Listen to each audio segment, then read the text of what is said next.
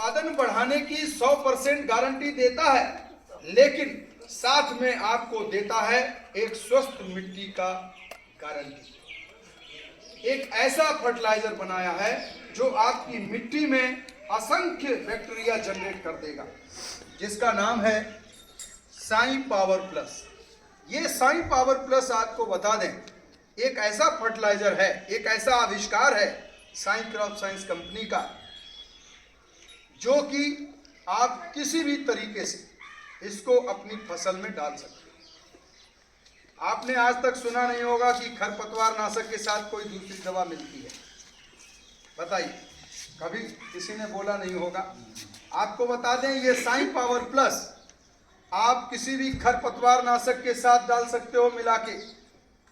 जब आप खरपतवार के लिए दवा डाल रहे हो, आप इसे किसी भी यूरिया, डीएपी किसी के साथ भी मिला के आप डाल सकते हो। आप किसी भी कीटनाशक के साथ मिला के इसे डाल सकते हो। और कुछ नहीं करना चाहते तो बाहर से बैठ के पानी में बहा के भी आप इसे खेत में डाल सकते हो। इसके 1 ml में 500 करोड़ से ज्यादा जीवित बैक्टीरिया है। 1 ml में ये लिक्विड फर्मेंटेड ऑर्गेनिक मैन्योर है। आप यहां देख रहे होंगे, इसमें ये आप देख रहे होंगे, ये क्या लिखा हुआ है, liquid fermented organic manure.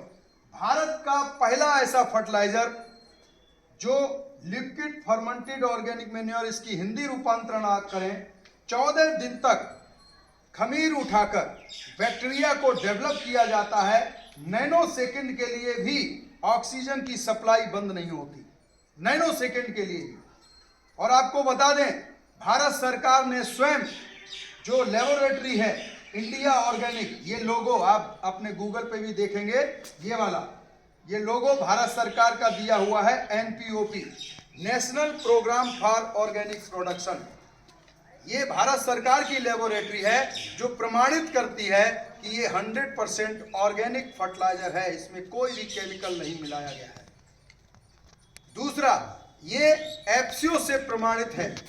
FCO क्या होता है आपको बता दें, एक भारत सरकार की जो है लेबोरेटरी है, जिसको फर्टिलाइजर कंट्रोल ऑर्डर बोलते हैं। 1985 एक्ट के तहत ये बनाया गया और वो सर्टिफाइड करेगा कि ये फर्टिलाइजर है या नहीं है।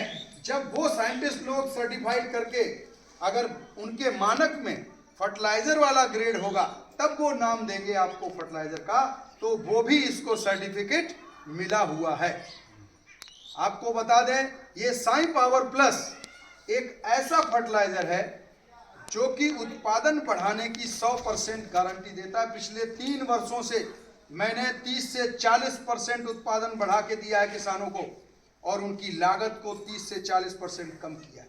जो आप गलत जगह खर्च कर रहे हैं, गलत दिशा में पैसा खर्च कर रहे हैं। किसान पैसा खर्च कर रहा है लेकिन गलत डायरेक्शन में कर रहा है। आप जो यूरिया लगाते हो उसको मैं 30% यूरिया बिल्कुल कम कर देता हूँ। क्यों? क्योंकि 26% नाइट्रोजन जो जमीन में आपके लीच हुई पड़ी है, उसको साई पावर प्लस का बैक्टीरिया निकाल के पौधे को देता है। तो 30% नाइट्रोजन वही कम कर देते हैं। और जो फास्फोरस है, उस फास्फोरस को भी हम 30% कम कर देते हैं। अब आप सोचिए, 30% का मतलब 1 एकड़ में अगर तंबाकू वालों से पूछें तो 10 से 15 बोरी लगाते हो। सही कह रहा हूं कि नहीं? जो 10 से 15 बोरी आप लगाते हैं, अगर आप 15 बोरी लगाते हैं तो आपका जो है इसमें कम से कम जो है 10 बोरी में ही हम आपका फसल पूरा करा देंगे, और आपका उत्पादन कम से कम 5 से 6 मन बढ़ेगा ही बढ़ेगा साई पावर प्लस के प्रयोग से। और मिट्टी आप हर फसल में, एक केवल फसल चक्र में आप उसमें डालते रहिए साई पावर प्लस, फिर वही खुशबू आपको मिलेगी 20 साल पुरानी, फिर आपको केचुए डेवलप मिलेंगे, फिर आपको मिट्टी मुलायम मिलेगी, आपको रोटावेटर चलाने की जरूरत नहीं पड़ेगी। रोटावेटर इसलिए चलाना पड़ा क्योंकि जीवित बैक्टीरिया कम होने लगा, और जब बैक्टीरिया कम होगा मिट्टी टाइट होना चालू हो जाएगी। क्यों? बैक्टीरिया करता क्या है, कभी फ्री नहीं बैठता, वो उसमें चलता रहता है। और जब मिट्टी में चलेगा तो मिट्टी कैसी हो जाएगी, छलनी की तरह। आपने एक चीज नोटिस की होगी, जो उपजाऊ जमीन होती है उसमें पानी टिकता नहीं, लेकिन जो बंजर जमीन होती है उसमें महीनों पानी भरा रहता है। क्यों भरा रहता है? क्योंकि उसमें छेद ही नहीं है। जमीन में नीचे पानी उतरेगा किधर? फिर तो जितना सूखेगा ऊपर से बाष्पीकरण होकर सूर्य के ताप से तब जाएगा, नीचे नहीं जाएगा। लेकिन उपजाऊ जमीन में नीचे चला जाता है, क्योंकि बैक्टीरिया ही उसको लेके जाता है और बैक्टीरिया ही भोजन बनाता है। आपको मैं बता दूं कि जैसे मान लीजिए कि आपने यूरिया डाला, आपने पौधे को यूरिया दिया। अब यूरिया में क्या है, कोई बताएगा? यूरिया में क्या होता है? नाइट्रोजन। नाइट्रोजन क्या भोजन के रूप में पौधा खाता है? बताइए, आपकी नजर में क्या है? यूरिया डाल दिया, पौधे ने खा लिया, इतना ही तो पता है। ऐसा नहीं। क्या आप गेहूं खाते हो या गेहूं की रोटी? मुझे जवाब दीजिए, क्या खाते हैं? गेहूं की रोटी। गेहूं नहीं कोई चबता और ना ही पिसा के आटा फंकी लगाता, मुंह बंद हो जाएगा, चला ही नहीं पाओगे, जबड़ा बंद। सही कह रहा हूं? ऐसे ही सब्जी कच्ची खाते हो कि पका के खाते हैं। इसी तरीके से पौधा यूरिया नहीं खाता, यूरिया में जो नाइट्रोजन है उसको नहीं खाता। भारत की जितनी भी फसलें हैं सभी नाइट्रेट खाती हैं। क्या खाती हैं? नाइट्रेट खाती हैं। जैसे मान लीजिए कि आपने यहाँ यूरिया डाला, अभी यूरिया खेत में गया, जमीन का जो जीवित बैक्टीरिया है यूरिया वाला उसको पकाना चालू कर देगा। रसोईया कौन है जमीन में? बैक्टीरिया। अगर घर में रसोईया ना हो तो आप कितनी भी गल्ले की जो है ना भर के रख दो गेहूं, बेकार है। कितना भी साग सब्जी ले आओ, बेकार है, क्योंकि रसोईया नहीं है आपके यहाँ। तो आपको भोजन वाली थाली कैसे मिलेगी?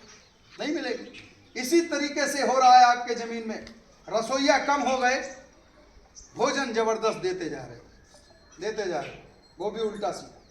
ठीक है, अभी बैक्टीरिया ने क्या किया? आपने इस जमीन में यहाँ यूरिया डाला, यूरिया में नाइट्रोजन है, नाइट्रोजन कन्वर्ट करने का काम, यानी कि नाइट्रोजन को पका के नाइट्रेट में बदलने का काम कौन कर रहा है? नाइट्रोजन का बैक्टीरिया जो जमीन में है।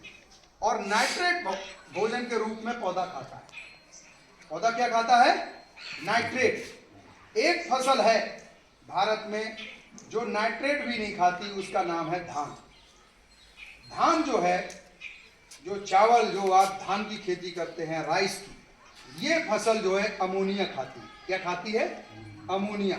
यानी कि तीसरा स्टेप है, नाइट्रोजन नाइट्रेट में बदली, नाइट्रेट के बाद अमोनिया में बदली। वो अमोनिया कौन खा रहा है?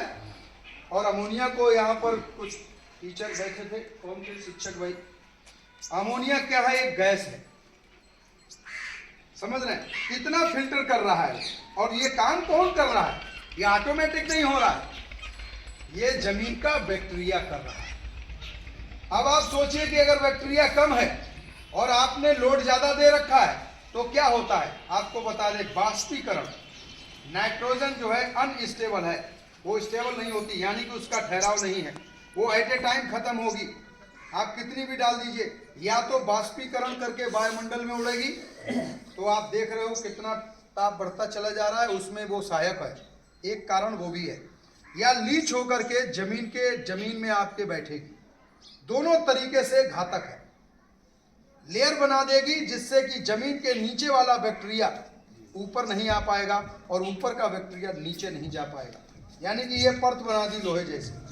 ये काम कर रहा है आपका नाइट्रोजन जमीन में, जिसकी वजह से आपका उत्पादन घटता जा रहा है और आप लागत बढ़ाते चले जा रहे हैं। आपके दिमाग में ये सेट हो गया है कि